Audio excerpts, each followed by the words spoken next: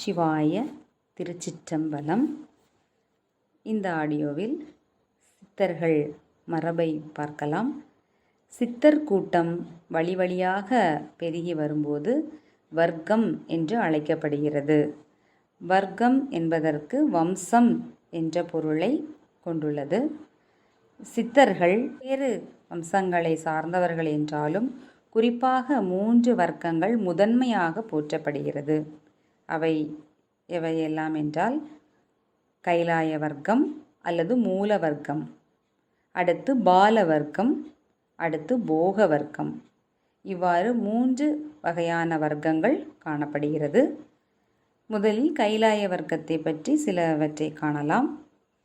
கைலாயத்தில் எழுந்தருளியுள்ள சிவபெருமானை குருவாக கொண்ட குரு மரபுதான் கைலாய வர்க்கம் என்று அழைக்கப்படுகிறது. கைலாயத்திலிருந்து தெற்கு நோக்கி வந்தவர்கள் 2 பேர் இருக்கிறார்கள், 2 அருளாளர்கள். அவர்கள் யாரெல்லாம் என்றால், ஒருவர் திருமூலர், மற்றொருவர் அகஸ்தியர். அகஸ்தியர் பொதிகை மலையை இருப்பிடமாக கொண்டு ஞானம் வளர்த்தார். திருமூலர் சதுரகிரியை முக்கிய இடமாக கொண்டு ஞானத்தை போதிப்பதாக கூறப்படுகிறது. திருமூலர் தனது திருமந்திரத்தில் நந்தியாகிய இறைவனிடம் அருள் பெற்றோர் பட்டியலை கூறும்போது தன்னையும் சேர்த்து கூறுகிறார். அந்த பாடலை நாம் இப்பொழுது பார்க்கலாம். நந்தி அருள் பெற்ற நாதரை நாடிடின், நந்திகள் 4 சிவயோக மாமுனி, மன்று தொழுந்த பதஞ்சலி வியாக்கிரபர், என்றறிவர் என்னோடு எண்மரும் ஆவார் என்று தன்னுடைய திருமந்திரத்தில் கூறுகிறார். திருமூலரை குருவாக கொண்டு குரு பரம்பரை ஒன்றை செழித்து வளர்ந்துள்ளதையும் நாம் அறிய முடிகிறது. அடுத்து அகஸ்தியரின் கைலாய வர்க்கம். திருமூலருக்கு முன்பே தமிழகத்திற்கு வந்தவர் அகஸ்தியர். இவரை காணவே திருமூலர் கைலாயத்தை விட்டு அகன்று வந்தார் என்று பெரிய புராணம் கூறுகிறது. இறைவன் அகஸ்தியரை தென்னகம் அனுப்பிய செய்தி திருமந்திரத்தில் உள்ளது. அகஸ்தியர், போகர் முதலான சித்தர்கள் தங்களின் குரு என்று கூறுகிறார்கள். இவ்வகையில் அகஸ்தியரை குருவாக கொண்ட அந்த குரு பரம்பரையும் தென்னகத்தில் செழித்து வளர்ந்துள்ளது. திருமூலர் மரபை மூல வர்க்கம் என்றும் அகஸ்தியர் மரபை கைலாய வர்க்கம் என்றும் கூறுவதும் உண்டு.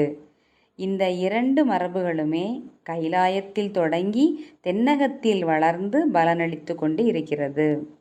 பால வர்க்கம். பாலர் என்றால் இளையோர் என்று பொருள். பால வர்க்கம் என்பது இளையோரால் தொடங்கி வைக்கப்பட்ட மரபு என்று குறிப்பிடப்படும்.